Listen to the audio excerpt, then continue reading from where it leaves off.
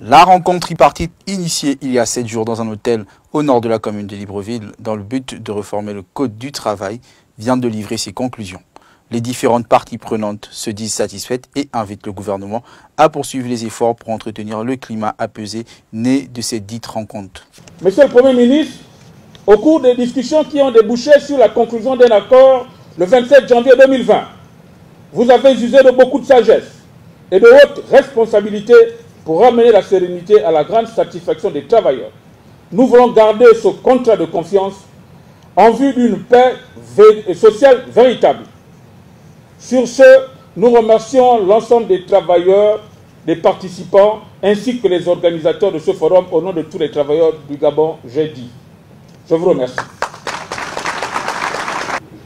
Nous sommes en effet satisfaits de constater que, contrairement à ce que faisaient craindre les crispations constatées ces dernières semaines, nos discussions sur le Code du travail se soient passées paisiblement, dans un esprit constructif et dans un respect mutuel qui démontre, si besoin est, l'importance et le sérieux que nous accordons tous à ce sujet fondamentalement important pour la vie économique et sociale de notre pays.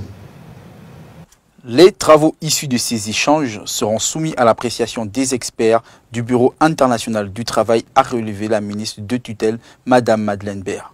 Pour le Premier ministre, chef du gouvernement, ce dialogue tripartite permet d'inscrire le Gabon de manière résolue à un dialogue social, gage de stabilité.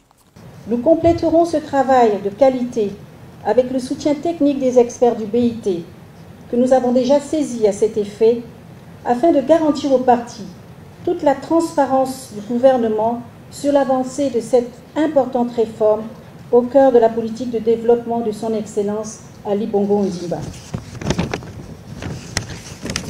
Ainsi, une version réécrite de la réforme du rapport de cette plénière, incluant les rapports respectifs de chaque commission, seront adressés au Bureau international du travail pour avis technique avant son adoption. Que j'ai instruit Madame le ministre de l'Emploi de solliciter donc le Bureau international du travail pour nous accompagner sur 3 composantes.